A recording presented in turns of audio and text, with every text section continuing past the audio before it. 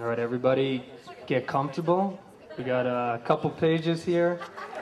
It's a little bit longer than what you just heard, and I was told to trim it down, so I'm gonna try to improvise along the way, and maybe weed out some sections that might be not necessary. So, good evening, everybody. It's a little bit more formal, and it's not from the hip, and it's a different style.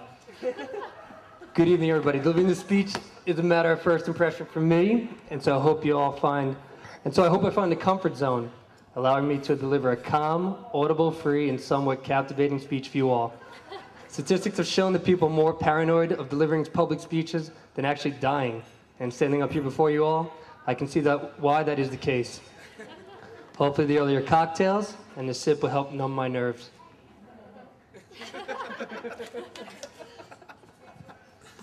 For those of you who don't know me, my name is Jeffrey Koenig, native New Yorker, son of Doris and Arnold Koenig, youngest of 5 children, biggest Mets fan you ever met, old and dear friend of Brent Boyer, and recent friend of Meg Boyer, formerly Wortman. I've traveled roughly 2,000 miles to be here and to share in a special occasion with you all. Back in July 1997, I was accepted as a transfer student to the University of Colorado in Boulder. Yeah. It was always my dream to go to Boulder for college, and so I was thrilled to continue with my undergraduate studies out west. And I was particularly excited about the prospect of making new friends who I presumed would share a like-minded approach to life. Progressive, intellectual, a love of music, a love of the outdoors, and yes, the L word, liberal. When I first moved into my dorm room at Cheyenne, Arapahoe, I quickly wanted to meet the other folks on my floor. I went room to room introducing myself. After meeting some of the other guys on my floor, I walked into a large dorm room which was directly next to mine and introduced myself to the kid in the corner who was wearing a baseball hat with a fish logo sewn on it. He told me that he was from Virginia. I instantaneously figured that we'd be good friends. He was my next door neighbor. We shared a Northeast mentality. He was obviously a fan of fish.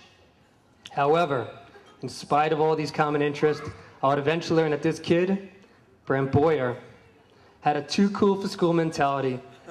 And he was not necessarily in sync with my somewhat in-your-face New York manner. To quote Brent Boyer, "When I first met you, I hated you."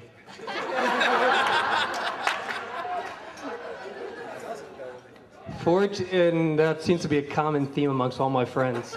But fortunately for Brent, he let his guard down. He realized that this Koenig kid is pretty hip, and that based upon our common interests, there's no reasons that we should not become great friends. Quick moral of the story is, with time, conversation, and with some shots of Jägermeister, even your enemies or those you loathe can become your best friends. Prior to getting the steamboat yesterday afternoon, my girlfriend and I stopped by Boulder, as I wanted to show her my old stomping grounds. As we walked through campus, I began to get sentimental and nostalgic. I remember all the good times and laughs that I had there in college with my friends, and particularly Brent. As I walked over Norland Quad, I thought of the epic 200-foot frisbee catches that Brent and I used to have in between classes. I would intentionally toss the frisbee into a group of girls in hopes of either diving directly into them or making a spectacular catch amongst the beautiful women of Boulder. I can't say that it ever led to a date, but you gotta try.